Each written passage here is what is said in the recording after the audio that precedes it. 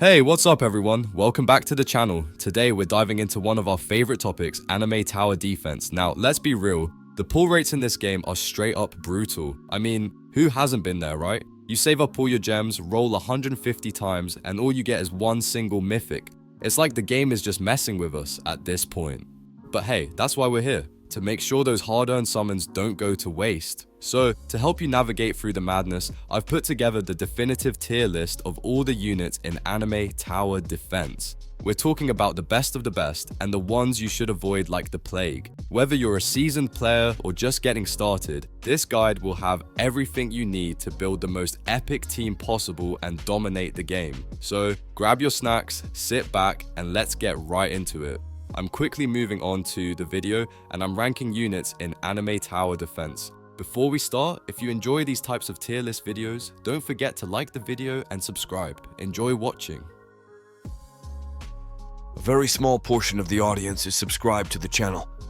Please don't forget to subscribe if you like these types of videos. Thanks. The units in this tier are, in order from top left to bottom right, Yuso, Lightspeed, Blademaster, and Gale. Alright, let's be real for a second. Sometimes you get a unit and you just know, it's trash. You know, the kind where you just sigh and think, guess I'll place this down because I have no other options. Yeah, that's basically the entire E tier in anime tower defense. Let's dive into this collection of unfortunate souls and figure out why they belong right at the bottom of the barrel. First up, Yuso. Look, I'm not saying he's the worst, but he's almost the worst. His stats are barely passable. Like, he's trying his best but just can't quite make the cut. He's slightly better than our guy Blademaster, which isn't saying much. You'll likely find Yuso as one of those units you use when you're desperate, or when you just started and haven't pulled anything better.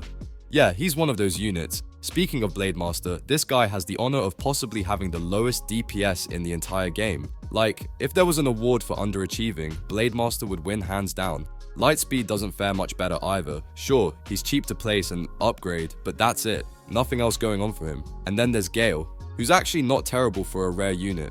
His DPS is alright, but when that's all he brings to the table, he just doesn't stack up. These units are the definition of use only if you have absolutely no other choice. The units in this tier are, in order from top left to bottom right, Buddha, Stretchy, Electro Slash, Annie, and Lightning Wielder. Alright, so let's dive into some of the D tier units in anime tower defense. I know, D tier is where the struggle gets real, but hey, someone's got to talk about them, right? We've got a few units here that, well, might need a little TLC from the developers, but don't worry, we'll break it down and figure out what makes them not so great. First up, we've got Buddha. Look, on paper, Buddha sounds like he should be epic. He's got that good range, so you think he'd be popping off. But here's the thing, the DPS just doesn't cut it. It's like he's got all the potential, but none of the firepower to back it up. If you're running a solid strategy, he might help cover some distance, but in the end, his damage output will leave you wanting more. Now, let's talk about Stretchy. This guy has some pretty low range and damage, which, let's face it, is rough. But, and it's a big but, he's got an insanely good SPA, that's seconds per attack for those of you just tuning in.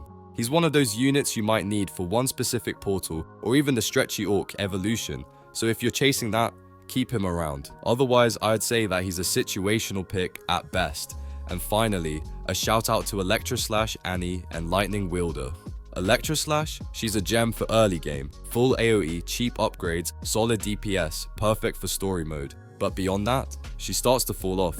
Annie's got decent DPS and a respectable AoE, making her a good starter. As for Lightning Wielder, he's got some potential as a rare unit, but honestly, he's more of a placeholder until you get your hands on something stronger. The units in this tier are, in order from top left to bottom right, Swordmaster, Dragon Slayer, Shadowbolt, Veggie, and Celestial Waterbearer. Alright folks, let's get into the nitty-gritty of the C tier units in anime tower defense. These units are kinda like that one friend who shows up to the party but forgets to bring snacks. Sure, they're fun to have around, but they're not carrying the night. Let's break down exactly why these units fall short and what makes them a bit of a letdown, despite their flashy names. First up, Swordmaster, or as you might know him, Aster. He's got decent range, damage, and SP, but when you compare him to the other legendaries, he's like the guy who brings a knife to a sword fight. Sure, he's capable, but there are just better options out there that do the job quicker and more effectively. If you've already invested in him, I feel for you. But hey, it's not the end of the world. just the middle of the tier list. Now, Dragon Slayer. Oh man, this one's a trap if I ever saw one. He has 9 upgrades, which might sound amazing on paper, but they're so expensive that you'll feel like you're selling your soul to max him out. And when you do, the result is, well, let's just say it's underwhelming. Think of him as the unit that looks cool in the shop, but just doesn't deliver when you actually use him. If you're thinking about investing, I'd save those gems for something with a bit more fire. And then there's Veggie. Yup, good old Veggie. This guy only shines when you max him out, and I mean fully upgrade him. Until you get there, you might wonder if he's even on the map. He's kinda like that quiet kid in the back of the classroom. You know they've got potential, but you're waiting for them to actually speak up. If you've got the patience and the resources, he's decent. Otherwise, it's like watching grass grow. Lastly, Celestial Waterbearer. Now, this one's got style, I'll give her that. 9 upgrades, decent damage, range, and an extremely wide line attack when maxed out. Sounds great, right? Well, the catch is, her placement and upgrades are so pricey, Yassi, that she's only really useful for infinite mode. So, unless you're planning on going the distance, she might not be the best pick for your squad. She's like that luxury car that looks awesome, but guzzles gas like there's no tomorrow. Fancy, but practical only in the right scenario. The units in this tier are, in order from top left to bottom right, Tidal Empress, Chi Master, Stretchy Sailor, Cursed Face, Serpent Fang, and Ice Bender. Alright, buckle up because we're diving into the B tier units of Anime Tower Defense, and let me tell you, this tier is where things get interesting. We've got some units here that might not make the S or A cut, but they still bring their own kind of power to the battlefield. Let's start with Tidal Empress. She's a full AoE hybrid unit, which means she hits everything in her range. Now, she may not be the heaviest hitter when fully maxed out, but her massive AoE radius makes her super valuable for clearing out waves of enemies. If you know how to position her right, she's a solid asset. Next up, we've got Chi Master. And okay, here's the thing, Chi Master is a bit of a double-edged sword. He can be pretty strong when you fully upgrade him, but placing him is where the real challenge begins. His attack has this weird bug where it doesn't always connect, making him unreliable. It's like rolling the dice every time he attacks, which I know is frustrating. But if you can overlook that, or if the devs ever fix it, he'd easily rank higher in infinite mode.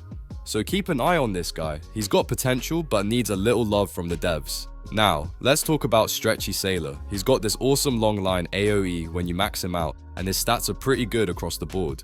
The only catch? His SPA, or seconds per attack, is on the higher side. If you've got the patience for it though, he's definitely worth considering, especially since his range and damage can cover a lot of ground. If you need someone to hold the line, Stretchy's your guy, just make sure you're ready for those long wait times between attacks. And finally, we can't forget Cursed Face. This dude is an epic unit, and honestly, a powerhouse for his rarity.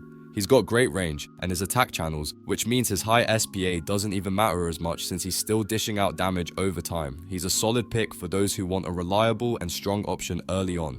And for those just starting out, Serpent Fang and Ice Bender are great choices too. Serpent Fang's like a budget battle frenzy, with full AoE and cheap upgrades, perfect for starters. Meanwhile, Icebender's slowing ability adds some real utility, letting you stack up damage while enemies are practically crawling. The units in this tier are, in order from top left to bottom right, Tidal Empress, Chi Master, Stretchy Sailor, Cursed Face, Serpent Fang, and Ice Bender. Alright, buckle up because we're diving into the B tier units of Anime Tower Defense, and let me tell you, this tier is where things get interesting. We've got some units here that might not make the S or A cut, but they still bring their own kind of power to the battlefield. Let's start with Tidal Empress. She's a full AoE hybrid unit, which means she hits everything in her range. Now, she may not be the heaviest hitter when fully maxed out, but her massive AoE radius makes her super valuable for clearing out waves of enemies.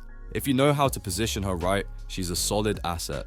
Next up, we've got Chi Master. And okay, here's the thing, Chi Master is a bit of a double-edged sword. He can be pretty strong when you fully upgrade him, but placing him is where the real challenge begins. His attack has this weird bug where it doesn't always connect, making him unreliable. It's like rolling the dice every time he attacks, which I know is frustrating, but if you can overlook that, or if the devs ever fix it, he'd easily rank higher in infinite mode. So keep an eye on this guy. He's got potential but needs a little love from the devs. Now, let's talk about Stretchy Sailor. He's got this awesome long line AoE when you max him out, and his stats are pretty good across the board. The only catch? His SPA, or seconds per attack, is on the higher side. If you've got the patience for it though, he's definitely worth considering, especially since his range and damage can cover a lot of ground. If you need someone to hold the line, Stretchy's your guy, just make sure you're ready for those long wait times between attacks. And finally, we can't forget Cursed Face. This dude is an epic unit and, honestly, a powerhouse for his rarity. He's got great range and his attack channels, which means his high SPA doesn't even matter as much since he's still dishing out damage over time. He's a solid pick for those who want a reliable and strong option early on. And for those just starting out, Serpent Fang and Ice Bender are great choices too. Serpent Fang's like a budget battle frenzy with full AoE and cheap upgrades, perfect for starters. Meanwhile, Icebender's slowing ability adds some real utility, letting you stack up damage while enemies are practically crawling. The units in this tier are, in order from top left to bottom right, Psycho Wave Evo, Skyflame Evo, Cursed King, Moonslayer, Psycho Wave, Shinobi Foretales, Berserker, Crimson Fist, Ashia Hollow, and Tidal Predator. Here we go, diving into the absolute legends of anime tower defense. You know the units I'm talking about, the S-tier badasses who can single-handedly carry your squad through the toughest waves. But let's be real, not all S-tier units are made equal. Some of them bring the heat, while others, well, let's just say they could use a little boost in their AoE game. So buckle up because we're breaking down what makes these top-tier mythics either heroes of the battlefield or just kind of there. First up, we've got Psycho Wave Evo. Now, this guy should be a star on paper, right? Insane DPS, fantastic range, but man, that tiny AoE is a deal breaker. I know, he's supposed to be the evolved form, but sometimes it feels like the non-Evo version is actually better in certain scenarios. Imagine pouring all those resources into an evolution only to be like, wait, why is my Psycho Wave struggling with crowd control? It's a wild ride, but hey, sometimes you roll the dice and land a dud. Skyflame Evo though, now that's a unit that knows how to make an entrance. Max him out and he's firing this massive line AoE attack that lingers for a few seconds, cooking enemies like marshmallows on a campfire. It's satisfying, it's effective, and it looks epic. Honestly, when you see that fire blazing across the map, you know things are about to get crispy for those enemies. Full respect to Skyflame Evo for bringing the heat, literally. Then there's Cursed King, who is the real MVP when it comes to full AoE dominance. His ability to apply bleeding along with impressive damage and range makes him a reliable choice. Sure, he's got a long SPA, which can be a bummer, but it's offset by the fact that his skill channels for several seconds, giving you time to clear those waves without breaking a sweat. It's the kind of unit you want in your corner when things start getting hectic. Finally, let's talk about Moonslayer. This guy has one of the lowest SPAs in the game, which is a total win in my book. Quick attacks, decent range, solid base of damage, what's not to love? Well, except for that line AoE. It limits him a bit, making him not as versatile as other mythics that can just blast everything in sight. But still, for what he does it well. If you like precision and speed, Moonslayer's your guy. So, those are just a few of the S-tier highlights, but the lineup goes on. Units like Crimson Fist and Aqua Hollow have their own strengths, and Tidal Predator, our new legendary hero, has everyone buzzing. Each has its pros and cons, and honestly, it's all about finding the right balance for your playstyle. But one thing's for sure, the S-tier mythics in anime tower defense are nothing short of a rollercoaster ride. You gotta love the variety, even when it means a few bumps along the way. The units in this tier are, in order from top left to bottom right, Ant King, Red Knight, Shinobi, Six Tails, Quake Emperor, Cursed King Evo, Crimson Fist Evo, Moonslayer Evo, Berserker Evo, and Forest Keeper. Alright, listen up, anime defenders, we're diving straight into the top dogs of anime tower defense, the S+ tier units. These are the absolute monsters that you need on your squad if you want to dominate the leaderboards. And trust me, some of these units, they're beyond broken. Let's kick things off with the Ant King.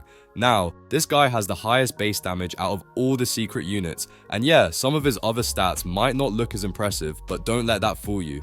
His performance is unmatched, and he's tearing through enemies like they're nothing. Next, we've got the Red Knight. This unit is full AoE, and man, its stats are solid all around. The only drawback, its range is slightly shorter than that of the Shinobi Six Tails. Speaking of Six Tails, once you fully upgrade it, it's a beast. It has incredible damage, great range, and a speedy SPA. That's seconds per attack for those who don't know. If you're looking for an all-rounder secret unit, Six Tails is easily one of the strongest right now. Just make sure you upgrade it fully to unleash its full AoE potential. Now, Quake Emperor, what a legend. This guy is a hybrid with a crazy long range and some of the highest damage numbers you'll see in the game. And yes, when he's fully upgraded, he's also full AoE. Honestly, he's a no-brainer for any squad. If you're serious about climbing the ranks, this guy is your ticket. Plus, his hybrid status means he can handle both air and ground enemies. Total game changer, right? Now, let's talk about two absolute beasts, Cursed King Evo and Crimson Fist Evo. Cursed King brings insane damage, bleed, and a massive range to the table. Sure, his SPA might look a little rough, but that's just on paper. His shrine channels most of it, so you're not losing any time. And Crimson Fist, this evolved version is an upgrade in every sense. It's got wider full AoE and better damage, and because his attack lasts so long, his SPA barely even matters. These two are must-haves, hands down. Finally, Forest Keeper is in a league of her own as the only farm unit in the game. She's basically your cash machine, pumping out money for upgrades. Sure, you won't need her in infinite mode, but for every other mode, she's clutch. If you're not using her, you're missing out on a huge advantage. These S+ units are serious game changers, folks, so if you're lucky enough to have them, make sure they're maxed and ready for battle. The video ends here. See you in another video. Don't forget to subscribe.